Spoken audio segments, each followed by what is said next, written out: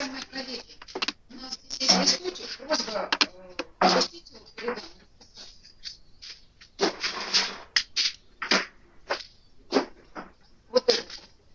касается нашего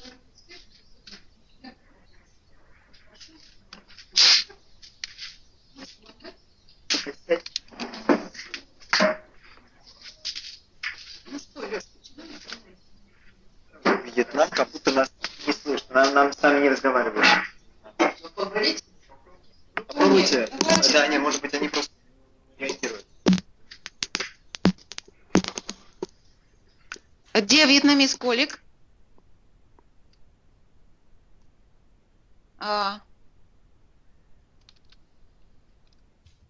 can you hear my speech? Can you hear me? Yes, I can. Yes. Tell me something. I didn't recognize as it is Rostov or Vietnam. Инна Владимировна, hello. Да. Доброе утро. Доброе утро, да, доброе утро. Это мы здесь, да, уже все в сборе и готовы с вами общаться. Да, я вас слышу. And our Vietnamese colleague, what about you? We would like to check your sound. We are deeply in doubt about hearing you. Can you hear us now? Okay. So, if our technical problems are solved successfully, it's time to start. Yes? Thank you. Yeah, shall we start? Okay. Леш, поверните вот так вот на всех. Вещи здесь, да, Не, просто поверните. Просто поверните. Вот, очень хорошо.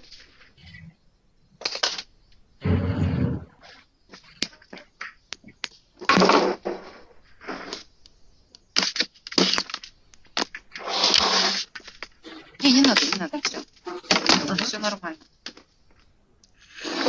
Dear colleague, it's my pleasure to start our new round of our regular scientific seminar, and today meeting devoted to Brexit and its impact on financial market of Europe and Asia. And first of all, I would like to introduce our expert today. Assistant Professor of Enterprise Economy Department, Deputy Dean of International Finance Faculty, Казакова Alexandra. Assistant Professor of Marketing in Management Department, Kalinina Marina. And our Executive Editor of peer-reviewed scientific journal, Review of Business and Economic Study, Zbigniew Mierzwa. Now, I would like to greet our remote participant. First of all, our Assistant Professor Alina Andreeva, Professor of Economy and Finance Department, Rostov University of Railway Transport. Good day. And her group of students. Nice to meet you. Nice to meet you, dear colleagues. Academy of Vietnam, students and professors. Nice to meet you too. Good day. Our local participant, student of International Finance Faculty and International Economic Relations Faculty. Before starting, I have to remind our time limit. We have approximately 10 minutes for each report and approximately the same time for discussion, for subsequent discussion. What else? Hope our meeting is going to be fruitful and mutually interesting. So, I provide the word to our first presenter. Rostov, please. Alina, we are going to listen to you. Thank you. We'll be ready in a second.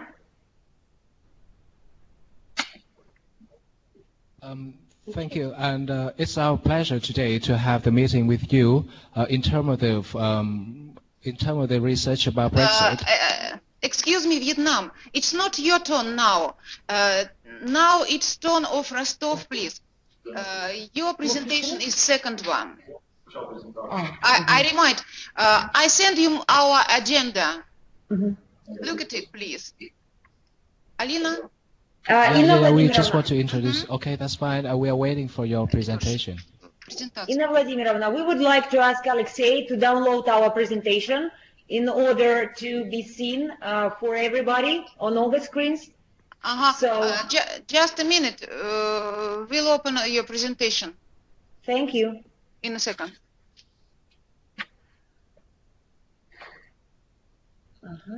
Just a second. Very good. Today we would like to discuss some important issues about concerning Brexit. We would like to cover some questions devoted to European financial market and in particular Brexit's influence on the European financial market. We would like to talk about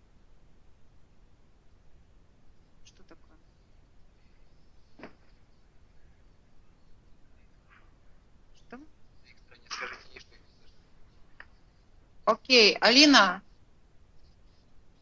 Unfortunately, we can't hear you. What is the problem? Okay. Actually, we hear you pretty well. It's okay. Continue. Oh, do you hear us? Yes, okay. Thank you. We would like to cover first Brexit aftermath. Some economic aspects of the procedure that had been started in June 2016. First of all, I would like to mention that London and New York are considered as the best financial centers in the whole world. But after Brexit, we have some new reality that we have a big potential for new Asian markets and new Asian competitors in order to compete for amount of finance covered in the financial center. And the Brexit, the unexpected, I would say, I must confess that it was unexpected almost for everybody and for my colleagues too. The unexpected Brexit vote in the United Kingdom and the election of Donald Trump this year also were treated like the best sources of uncertainty on the markets. So as New York and London decline, both cities and all cities like Singapore, Hong Kong and Tokyo have a huge potential to outperform New York and London in future, especially London. Just a second. Can I please have the second slide?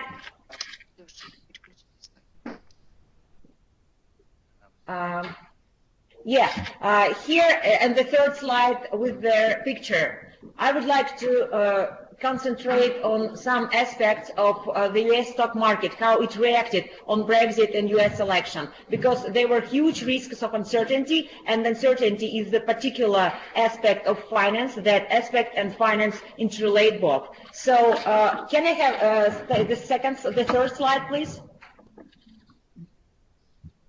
Here, we can see here the graph where we can see their capital inflow and outflow at the U.S. market. As we know, the U.S. market is the distinctive part of the whole finance market, so we can see how investors and how finance react on the global uncertainty and local uncertainty, like European uncertainty.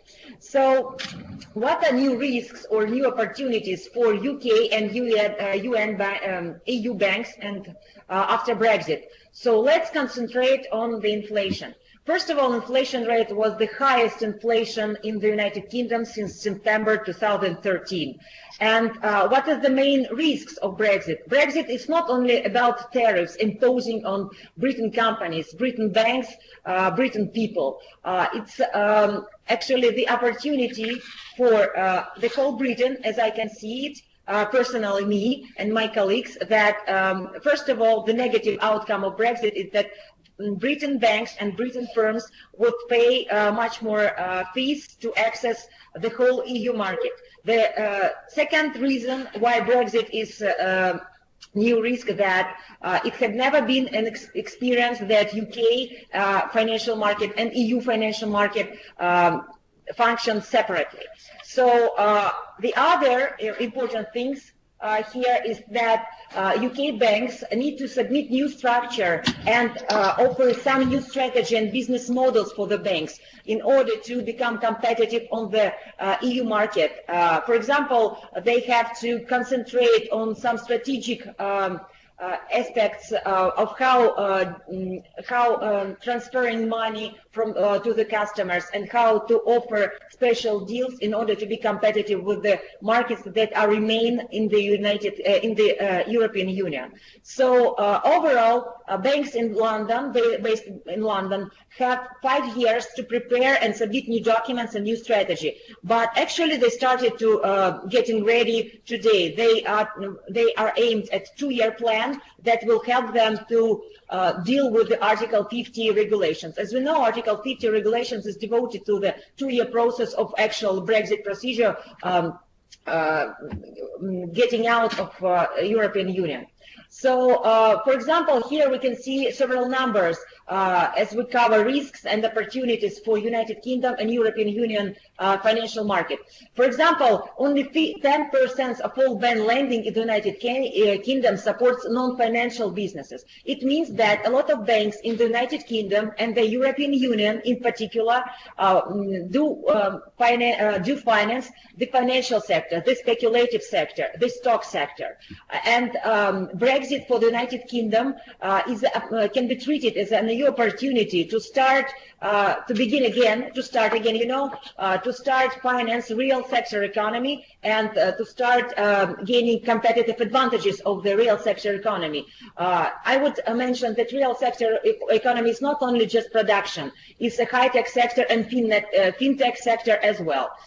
So we have the whole big new opportunity for the Britain sector to reinvent Britain economy, because I guess I can say that it can be a huge opportunity, a good opportunity, but also a risk of some unexpected and unreliable situations. So some investors would leave a United Kingdom forever. For example, we can see banks, international, transnational, multinational banks that function in United Kingdom. We can see Citi, it employs about 12,000 jobs, JP Morgan 4,000 jobs, HCBS 1,000, and Goldman Sachs 6,000 jobs. And these banks are concerned how to transfer their employees to European Union, because investors are not can't rely on the Britain economy and can't invest in Britain economy because they can plan for 2 or 3 years. They don't have some numbers, some digits, some aims to be focused on like it was before. So if we cover European finance sector, for example, so we can see some documents. PricewaterhouseCoopers, Ernst & Young, who wrote about Brexit and who wrote reports. For example, Ernst & Young offered Plan B for Brexit, and they pretty much sure that it will be like a hard Brexit. So we know 2 opportunities of Brexit: soft Brexit and hard Brexit. But after yesterday, the procedure started officially. Theresa May declared it. So we can say that we're gonna cover Plan B, especially hard Brexit, then financial sector, banking sector in majority, and production sector would be separated from the European Union markets. So this way, Britain would have some new possibilities to compete and build competitive advantages from the brand new start. But let's cover, for example, some opportunities for different cities located in Brexit. For example, Frankfurt and Paris are going to be new financial capitals, because London is no more the world financial center, because it's going to be separated from the European Union. So we can see and we can say that Berlin has the huge potential to become fintech capital instead of London after Brexit. So competitive advantages of London after Brexit will decrease, certainly. So uncertainty, that I would say that it's like uncertainty is like the key word that goes with Brexit door to door. That uncertainty created by Brexit means that UK bankers lost jobs, EU bankers lost jobs, and we can see the huge shift in the capital, because capital outflow from the United Kingdom market means that it would be located in some other markets. For example, closed markets, European Union markets, and markets like Russia, even Russia, markets like Asian markets. So according to some prospects of Ernst & Young and PricewaterhouseCoopers, we see that Brexit now is seen by the majority of the financial world as more than a risk. So only Britain, only British can see it as an opportunity to start brand new story, I would like to say, to cover some aspects that Britain had no opportunity to cover before, as it was the whole market, the united market. So, for example, McKinsey do have numbers that about job vacancies, and the financial sector, if we have to juxtapose it, 2017 to 2016, it fell on 17%, for example, in the financial market. So people tried to move to European Union for more certain and predictable things and strategies.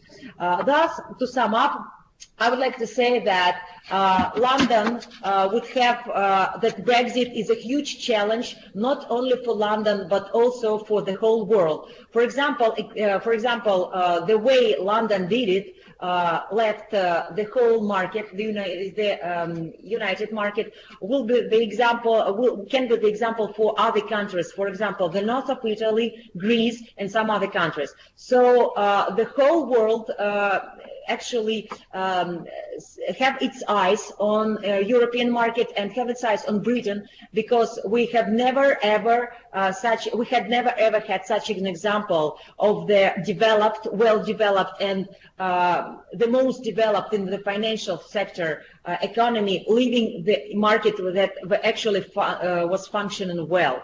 So let's see how it's going to work out. But I would like to say that British banks located in Britain and originally Britain, with Britain capital, would have some more challenges to build up strategies and build up marketing strategies and approaches to the Britain market and EU market, and even to invent, I would say, its own language to communicate with customers, because most of the customers, customers associate Britain with stability, and now it's kind of not really stability, but a huge, I would say, not really risk, but uncertainty, how it's going to work out. I'm much more positive about it, and I do think that we can see now the new era of globalization, the era of not only just interconnected world, interrelated with each other, but new opportunities for the leading countries such Britain, and restoring superpowers like Russia and many other countries like China, restoring superpower to perform on the global market totally and at the whole, not with the bloc like it used to be with Britain, like European Union, but like a single and powerful players. So I would like, I'm done, and I would like, if you have some more questions, I would like to answer, and feel free to ask questions. Thank you. Thank you for interesting presentation, Alina. And now time to discuss. Colleagues, your question, please.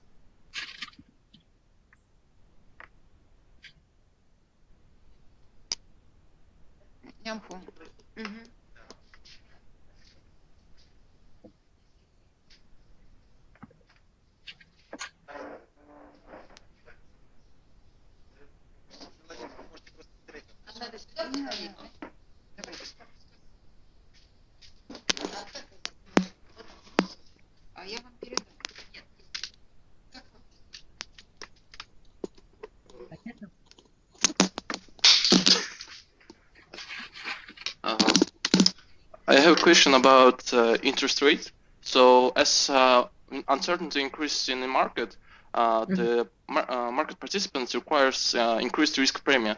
So this means that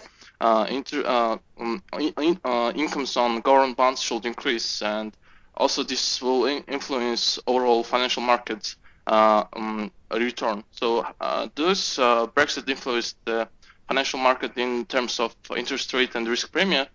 And second question is whether this Brexit such operations of exiting European Union will continue with other countries.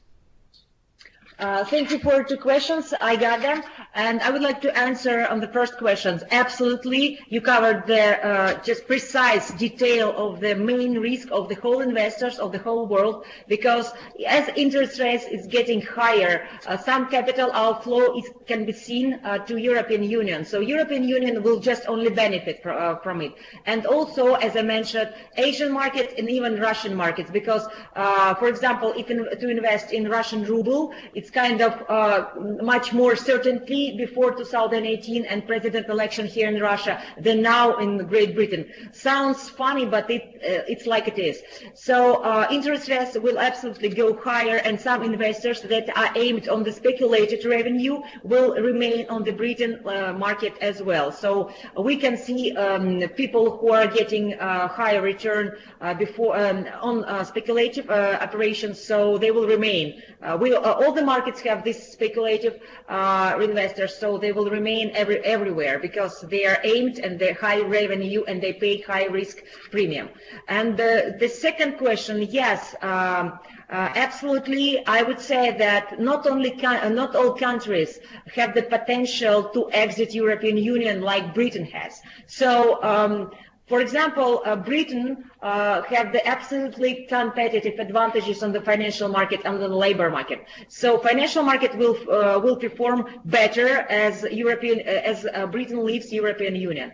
And about different countries, for example, the north of Italy, like Venice, Veneto, Greece, Scotland, I would say that referendum there is kind of not really predictable things. So I would doubt that other countries would definitely leave European Union immediately after United Kingdom. But the interesting fact that Nigel Farage, the father, we can say the father of Brexit, got back recently, like a week ago, from California, the United States of America, and he had a business trip to California in order to discuss the possibility of California to leave the United States and to function as a separate economy. It sounds like a miracle or a bad story, fairy tale, but I think that the whole GDP of California is highly competitive with European Union countries and Britain. So we can see this potential of exiting some blocks and some unions we used to see, not only in European Union, but also in the world. And it's a frightening trend, I would say, because uncertainty means that people wouldn't have possibility to invest and have long-term money, and they would definitely face higher risk that they've seen before. And the world is going to be more fragmented, you know, not like globalization. The new era of globalization, and it's not only globalization, it's more national economies dealing with national economies, because the level of life of people who live in countries who would like to exit some blocks is not, people are not satisfied with the level of the life. So they used to blame blocks and globalization, like we can see what's the reason that United States people elected Donald Trump and voted for Donald Trump. So yes, we can see this trend in the future, but it's not a positive trend. I would like to say that it's a negative trend. Thank you. Thank you, Alina, for your answer. Any more questions to Alina? Okay, it's hello, thank you for the presentation. Thank you for this. Yeah, that's what it is.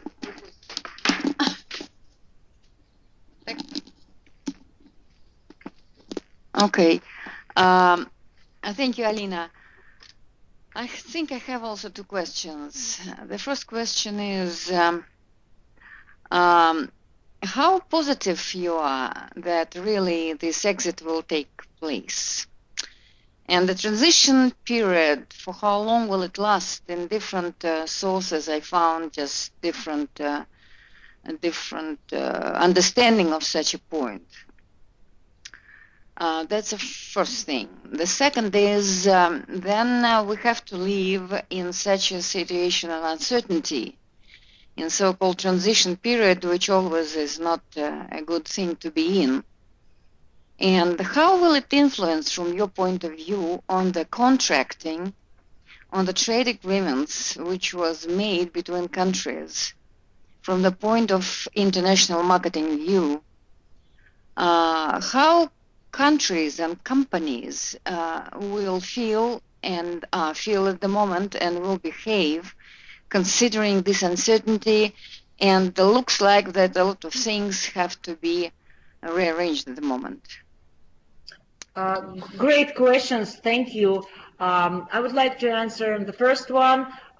Because I do think that the transition period, these 2 years, is going to be a challenging period, as well as different political and geopolitical risks is taking place next to United Kingdom. For example, we have election in Russia in 2018, so some capital, investment capital, is going to move out of Russia definitely, because usually this election procedure means that uncertainty is going to be even higher. So some investors, in order to save money, will invest in currency, in foreign currency. So we will see some capital outflow in Russia in 2018.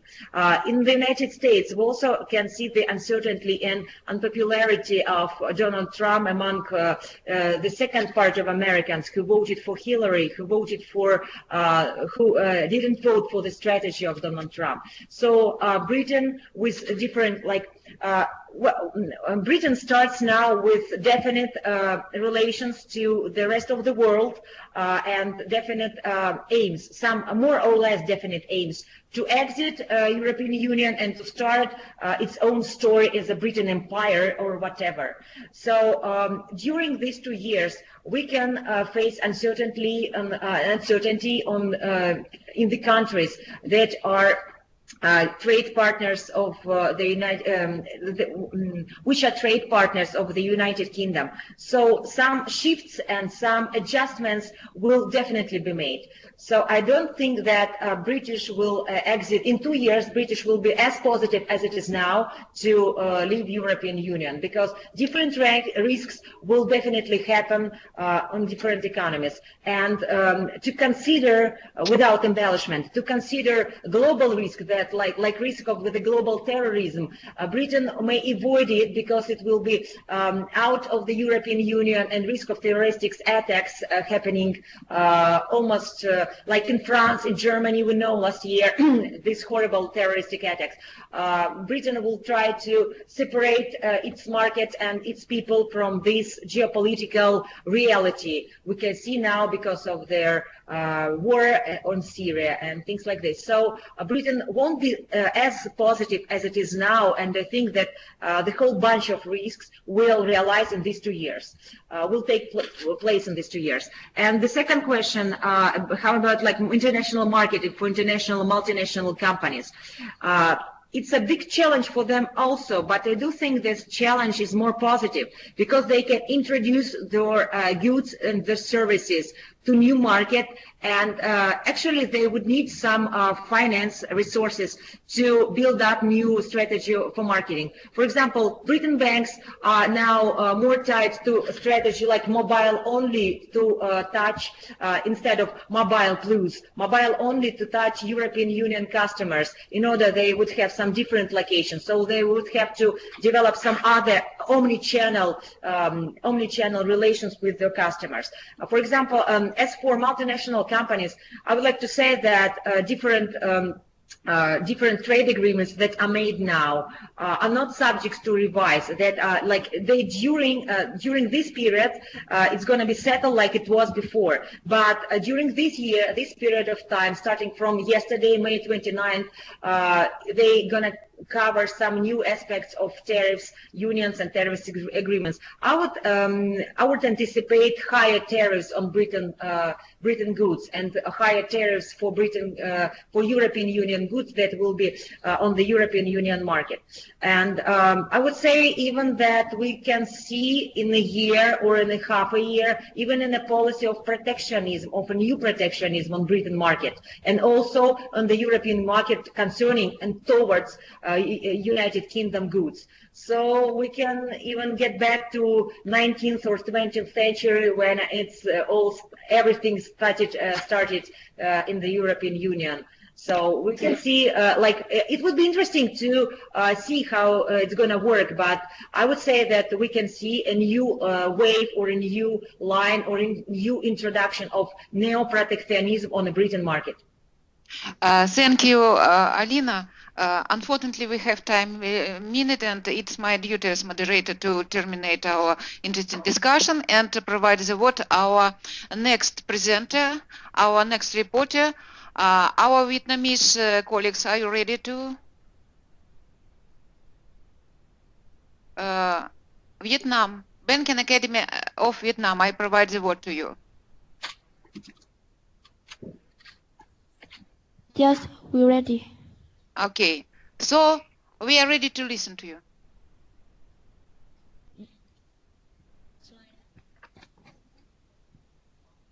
Now your turn, guys.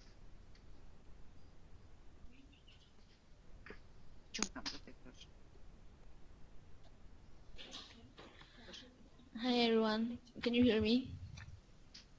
Yes, we can hear you. Yeah. I'm Nana, and we're from Banking Academy, Vietnam. In our group member, we will have Candy, Clark, Nelly, Daisy, Link, and Kent. So as you know that nowadays education always plays an important role in the development of countries because it provides trained workers and also a system to transfer the skill and train new employees needed in the modern business society. So there is no doubt that the future growth of each country will highly depend on the highly quality workforce, and therefore that's the reason why we want to focus on the education, and we decided to choose the research about the topic that effect of Brexit on the UK and EU education. And first of all, we will talk about the overview of Brexit, overview of UK-UE education, and then we will talk about the effect on international students, professors, teachers, and the government universities of UK and EU through considering two scenarios. The first scenario is UK-EU tends to issue new criteria for foreigners who study and work in the education system. And the second scenario is UK-EU decide to keep the education stay the same. And now let's start with the overview of Brexit. Hello, I'm Candy, and I would like to talk about the Brexit overview. Look at the picture, you can understand the meaning of Brexit. Simple Britain and exit. There was a gap between the relationship between the UK and the Europe. Due to disagreements in the past, the Europe has too many rules imposed to the member states. And in June 2016, the percentage of British vote turned out was 21.8%. It's more than 30 million people. British people has decided to leave the Europe at the rate of 52% vote to leave. And the referendum has exposed the division within the different political party, generation, geographical region of England. And this picture stands for the segmentation of voter by age you can see when young people tend to vote, the UK stay in Europe rather than the older people. And next, about this is the statistics from a survey by Loose Ashcroft Rule about the region, London, Scotland. Next slide, please. About London, Scotland, and Northern Ireland are just only areas who vote to remain in the Europe. About the next part, I will now talk about the overview UK and Europe education. We mentioned about international students who are impacted very much after Brexit. Considering the non-Europe country, you can see that China has the highest number of students who choose to study in UK at 91,215 in 2015 to 2016. There are countries of China, Malaysia, and US and Singapore who has the number of students increase over the years, while some Europe country has decreased, especially Germany, Greece, and the Republic of Iceland. Next, please. About the subject who are international choose to study in UK, the highest percentage is about the business, the finance and banking. It's the famous of UK education can provide the higher quality of student. About the prediction about effect of Brexit on the UK and Europe, according to BBC Active, over the last 10 years, the UK received nearly £8 billion in research funding. So after Brexit, UK will lose this amount.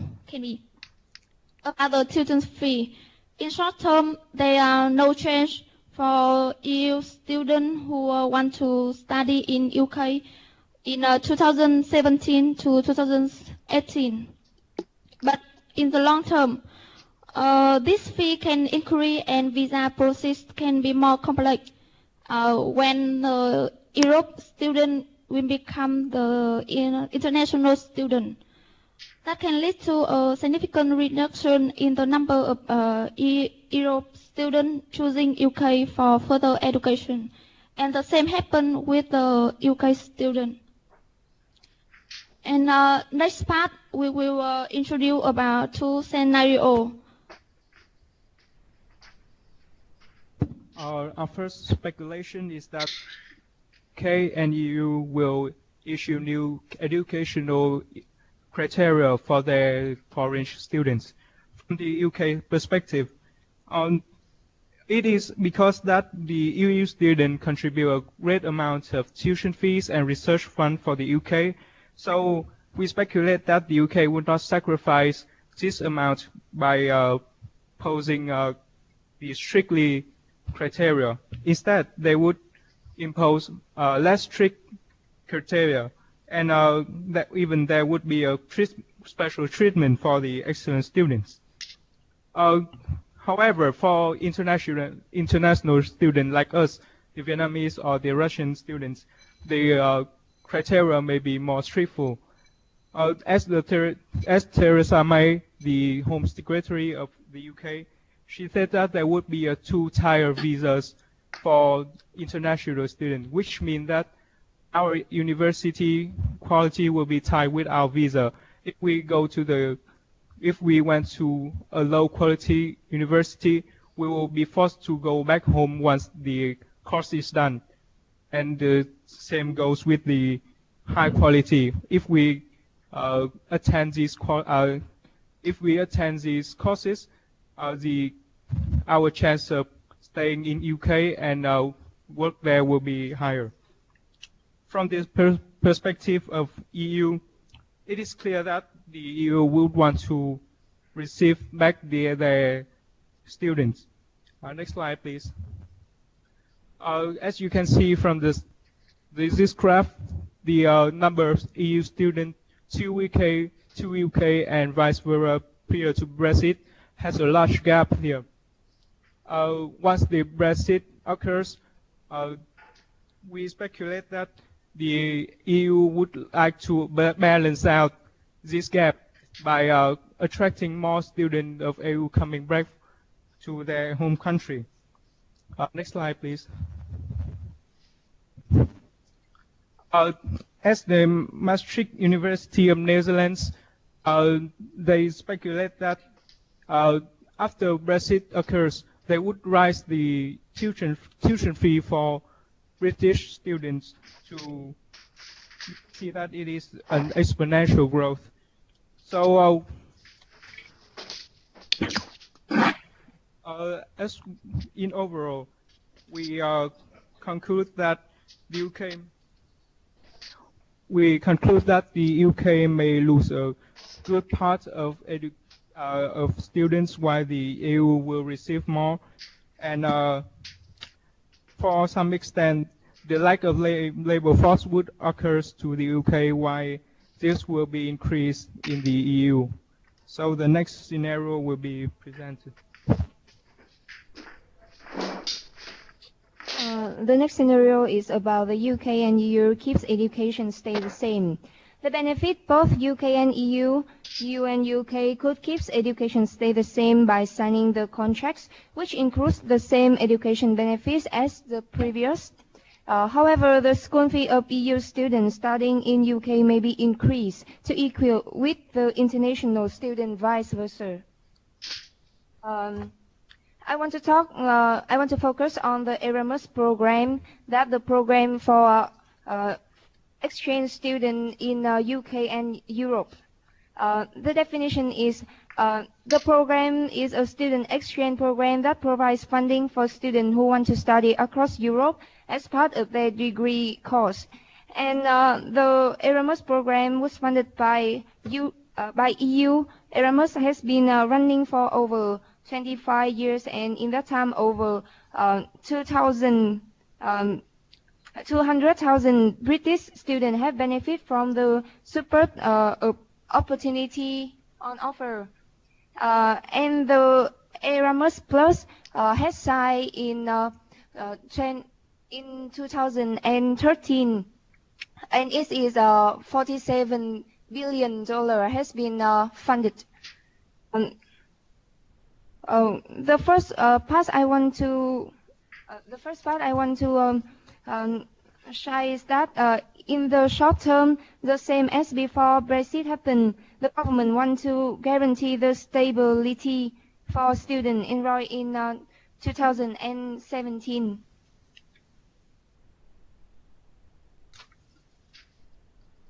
The number of EU students will keep unchanged at around 127,000 tuition fee, as well as student loan and government grant for EU nationals will be the same as UK students. Entitlement of UK government fee loans up to 9,000 a year for EU students, and the fees for British students will be the same as those paid for other EU students, which current rate is about 1,000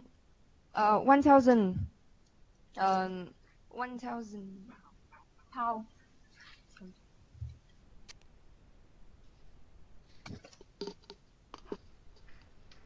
The next slide. Okay. This is the example for the level of tuition fee in the same EU students study in UK as UK students. Like you can see in the table, that the tuition fee of EU student and the UK student in UK is stay the same. In the next, I will now talk about the long term. In the long term, if EU student would not be required to satisfy some criteria list, everything cannot remain as if Brexit does not exist. In the UK's next slide, please. And UK citizen is the British themselves have a favorable view of on the flow of foreign students. It has been said that only a quarter of both leave and remain voters consider international students as immigrants, which support the cooperative arrangement, and the change would only a minimum level, like EU people doesn't think that the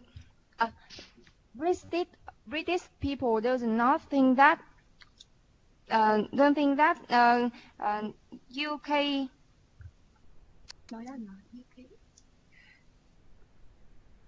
Okay. The next part is about the teacher and professor. There are reports of British universities struggling to attract European economic area, EU plus Norway, Iceland, and Liechtenstein.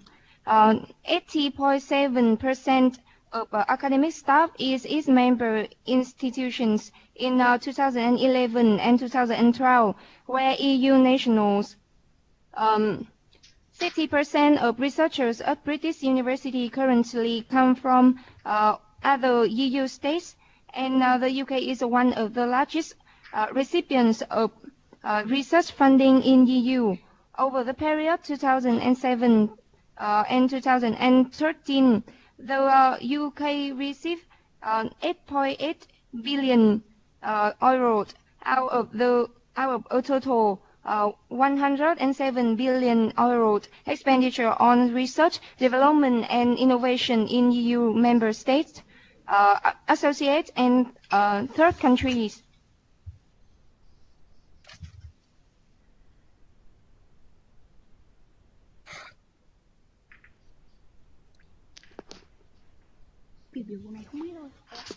Colleague, I am forced to remind you our time limits. You have only 1 minute left. Okay. And the next part I will talk about Eurocity. The previous part, please. The funding from Brussels is worth 1 billion a year, and it will boosting the quality of research, benefiting the economy, and also helping British academics to tap into a continent-wide pool of knowledge. And every year, Eurocity generates over 73 billion for the UK economy. And for UK Eurocity, higher education continue contributing 73 billion annually to the economy, 2.8% of GDP, and 757,000 jobs.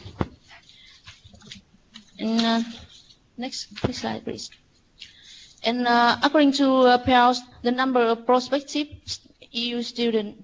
No, next slide, please.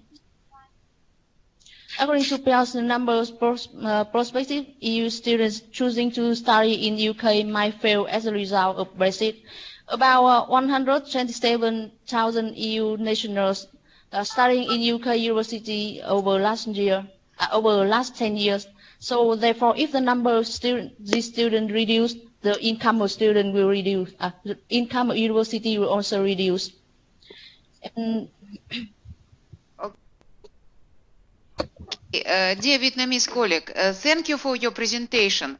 We have time limits, and now we start discussion of your interesting presentation. Dear colleague. Yes, we have some questions. Can we ask? Alina, just a minute. I provide the word to our local expert, and Yes, your sure. question will be the second one. Thanks a lot for the work done. I see that it is a very profound research, and so you have very interesting results that UK may lose part of its funding from European Union, especially in terms of educational research and some other things. But however, seeing that the education sphere contributes to Britain's GDP as, if I'm not mistaken, 2.7%, which is quite a lot. I believe that they have some safe plan. I mean, they have some safe plan how to perform the Brexit and at the same time how to save access to European funding. But what do you think? Perhaps UK education would like to spread its interests wider than European Union. Perhaps this is a step to involve some other countries and some other regions, I mean globally. So perhaps they want to show that they're open for joint research not only with European Union but with Asia Pacific region, with BRICS countries and some other markets that were not covered with their attention yet. So do you think it is a very wise and forward-looking step? Thank you.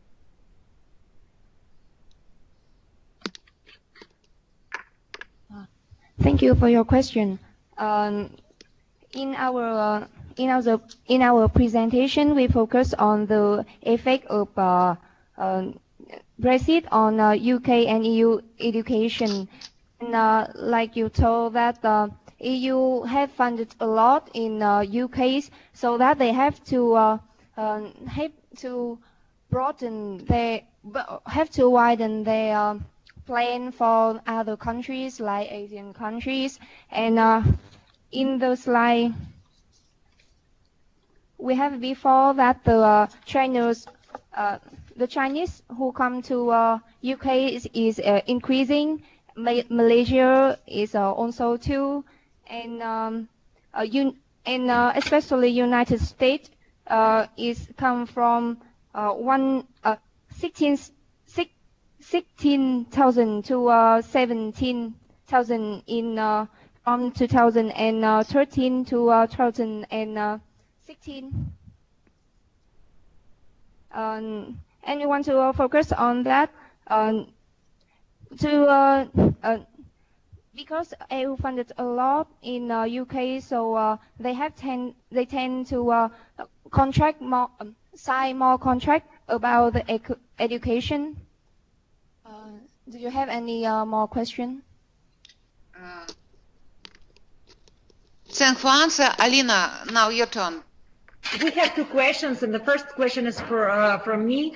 I used to study in the United States, and the United States of America is known as its unfettered access to education globally. I mean, everybody studies in the United States, everybody who can afford it and who can allow it by means of speaking English, passing TOEFL, GREs, and things like that.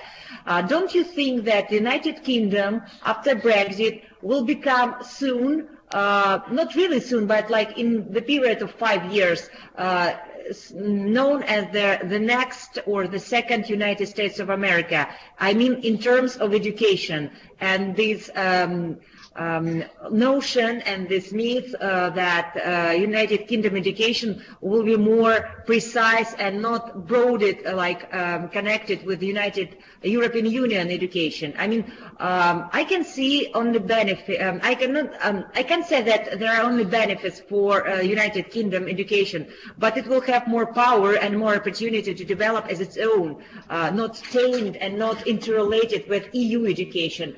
Do you understand what I mean? I mean, separate market, separate educational market, will still attract students and researchers from all over the world, like the United States of America education system does.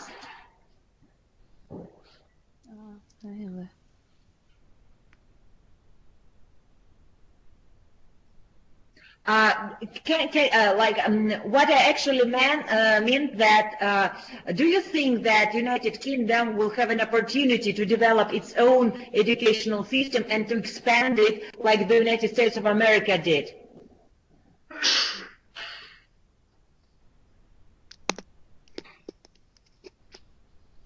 So our Vietnamese colleague.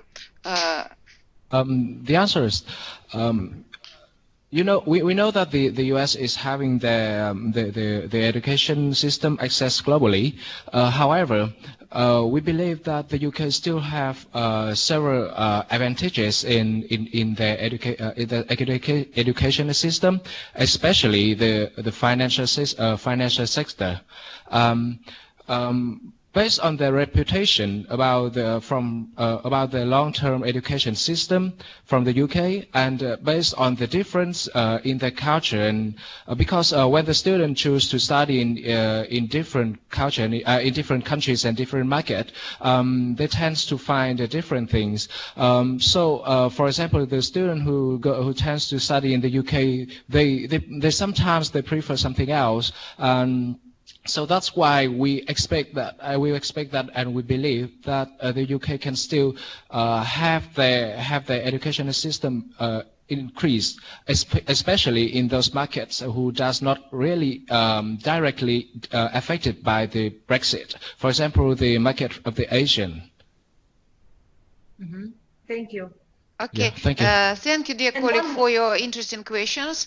And now turn to Moscow. Our third presenter, please. Good afternoon, dear colleagues. So, the Brexit is a rather complicated question, and we should be familiar with the given term and the consequences, not only for the evaluation of the consequences on the whole economy, but also on the Russian economy.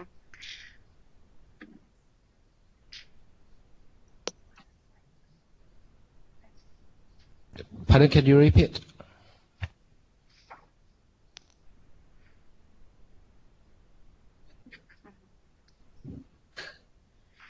So on the slide we can see the division of voters' opinion on the topic of Brexit and what kind of Brexit does the public want. Light blue column means that people are mostly evaluate Brexit as it should be the strong demarcation of British economy from the European Union. And as a result, Britain should be governed without the intervention of European Union, and people are not interested in this way in the free trade relationship with the European Union. Green column means the flexible term of Brexit and the desire of the population to have previous form of trade with the European Union, despite of the fact that the borders and some laws will be regulated by the European Union. The orange column shows the desire to remain closer to previous membership and to be the member on some special conditions of Britain. Blue column means the desire of remaining the member of European Union, and you can see the division of hard Brexit and soft Brexit. And what does it mean? On the one hand, hard Brexit could involve the United Kingdom refusing to compromise on issues like the free movement of people between the countries of Britain and the European Union in order to maintain access to the European Union market. And on the other hand, soft Brexit might follow a similar path to Norway. So it is, on the one hand, is member of the single market, but it has to accept the movement of people as a result.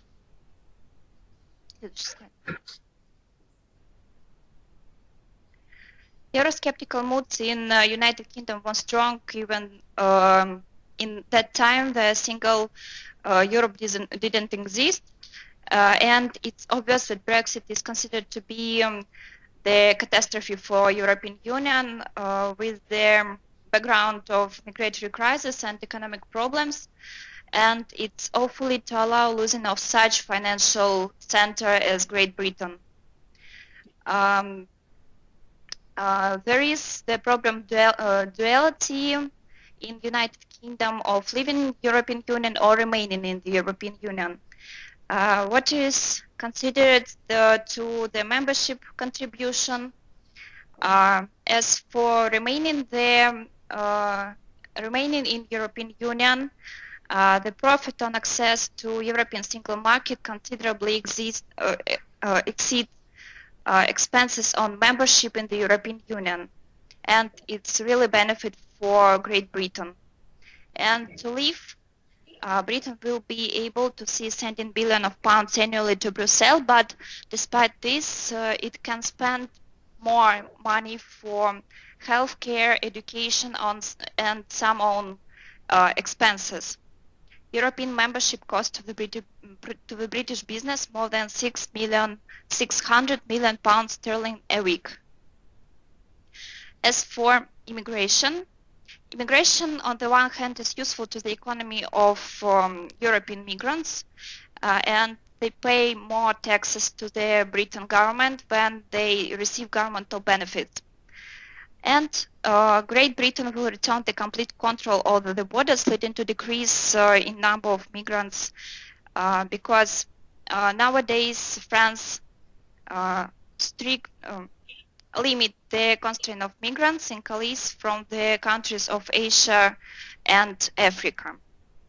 What about the economy? Membership in the European Union does the British economy stronger, because European Union supports the business of Great Britain and creates workplaces and provides lower prices for British consumers. But according to calculation, an exit of Great Britain from structure of European Union will cost the United Kingdom 100 billion pounds sterling, and it is about 5% of GDP. As for market, European Union is the #1 trading partner for United Kingdom. Great Britain participates in the European commercial transaction with more than 50 countries worldwide and gets profit with the more advantageous condition that is connected with their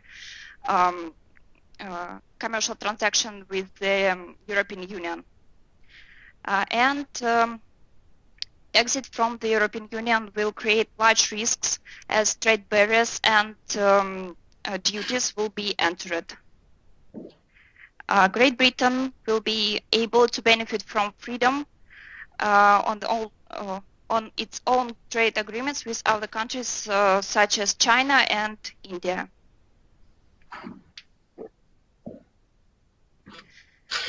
What about the steps of leaving the European Union? On February 18 and 19, 2017, the meeting of European Council in Brussels took place, and the referendum on further membership in the European Union was in Great Britain on June 23, 2016. And as for the breaking news, yesterday Theresa May sent the official letter to the European Council with the statement of leaving the European Union, and so the process of leaving this membership started.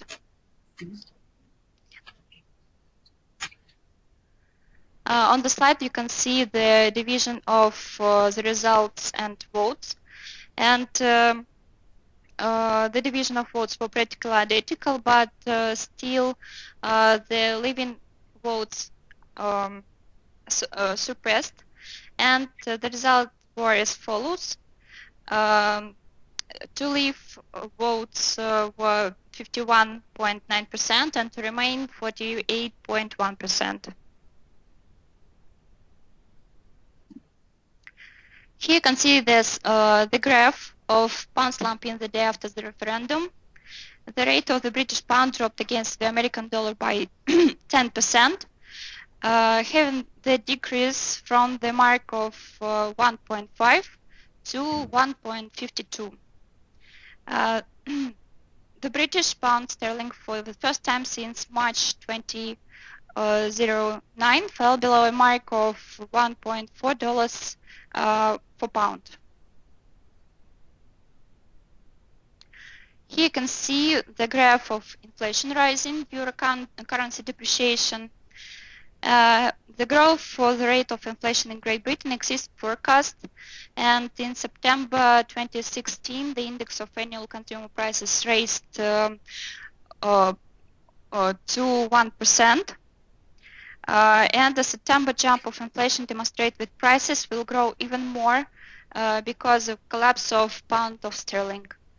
According to forecast of the Bank of England, inflation next year will exceed the target indicator to 2%, and the economy will lead to the recession.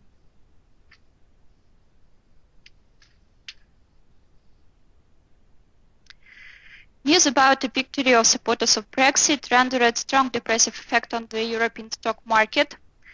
As you can see, the Eurostock 15 index decreased by 8.5%.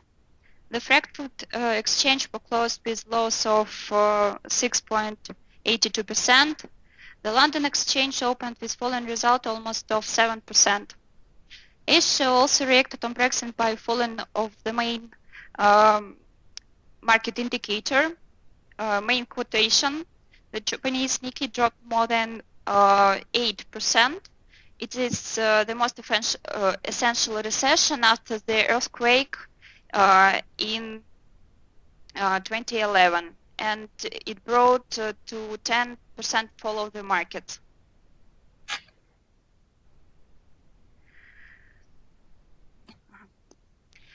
Shares of the British banks as Barclays and Lloyds also suffered from such Brexit referendum, and its losses were 15 to 80%. All economists are interested in future relationship between United Kingdom, not only with European Union but also Asian countries, and the Bloomberg intelligence analysis lifted 5 factors to gauge the strength of bilateral relationship and its trade, investment, finance, tourism, and exchange rate. On the overall rankings, China closed in the third place behind Japan and Hong Kong. Who could miss out include Malaysia, Indonesia, and Philippines. This is because we rank lowest in the heat map for key linkages such as trade and foreign direct investments. We see, surprisingly, that the position of China is quite dangerous in the term of exchange rate, as it is the much number. Next slide. That is why I provided you information with the exchange rate of China yuan versus pound sterling. And it is the biggest dropping point after for a long time. And it's obvious as China as a developing country is afraid of Brexit, but why is it so? Firstly, China hopes to influence of the European Union policy by means of the more close relationship with Great Britain. And Beijing developed the more close policy in political sphere and economic sphere. Thank you for attention, and if you have any question, you are free to ask. Yes, we do have a question. Thank you for brilliant data and research. It was really interesting, and I would like to ask about Brexit and EU relations. Do you think that Brexit will benefit only the UK economy? So, and this is the reason why the European Union and the rest of the world and countries cover Brexit negatively. I mean, when one major player in the global economy have a tendency to become more powerful because of its separate development, don't you think that other members of the global economy have a tendency to cover it negatively and to see it as a future competitor? Thank you for the question. I mean, stronger competitor that it used to be while in the United Kingdom. I got it. Thank you for your question. As for European Union, I suppose that all countries of this union will suffer from Brexit, as Great Britain is the global financial center, and the most of companies have headquarters in this area. So what about the Japanese economy? I think it will benefit in political sphere, not only economic, because it is easier for them to lead the separate policy, this global financial center, but not with the union of European countries. Okay, thank you.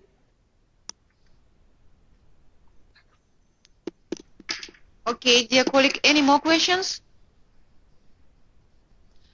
No question. Our Vietnamese colleague, do you have? Sorry. Yes, the micro here is suspended, so I have a question about the inflation of UK. As in January of this year, in 2017, we can see that the inflation is approaching the target 2%, and the economic is currently in the recession condition now. But I want to ask that if the inflation rate is going to be increased in the future and it will exceed 2%, I can, if with this speed within this year, the inflation rate will hit 2%. Then how can UK deal with that to react? Yes, thank you and for your question. with the EU when they on the table of conditions out of the EU. Thank you. I suppose that now, even if the country will be in recession, but it will be after the day of the official exit of Great Britain from the European Union membership, and it will exceed the target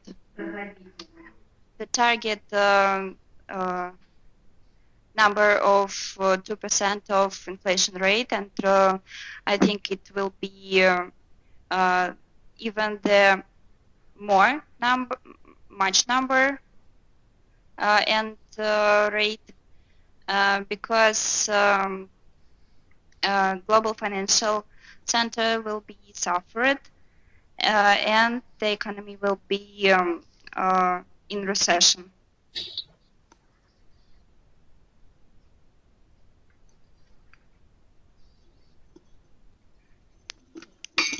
Okay, dear Vietnamese colleague, are you satisfied with our answer? Yes.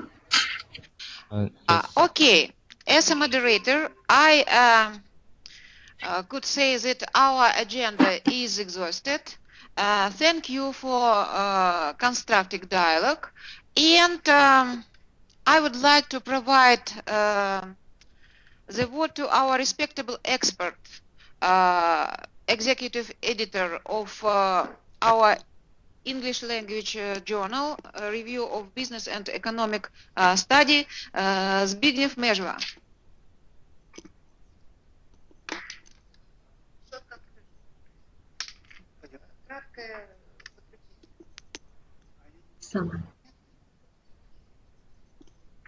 So, just I apologize for our technical problem, but I think that our discussion was interesting, fruitful, and I would like to thank all our participants. I hope you enjoy our meeting, discussion, and got good food for your thoughts. Our game is over. Thank you for your participation, and it seems the topic, the theme of our next discussion will be California or something like that, according to Alina Andreevs' words. Okay, any question to me? No, thank you for your invitation. It was really fruitful discussion. So have a nice day and see you later. See you later. We're grateful to have the discussion with you today, and we hope hopefully in the near future we'll have the very next following discussion about other research. And thanks a lot for today, and have a nice day. Thank you a lot. I remind you the theme of our next discussion. It will be monetary policy, and we are planning to organize it in the middle of April or in the middle of May. Thank you once more. Till our next meeting.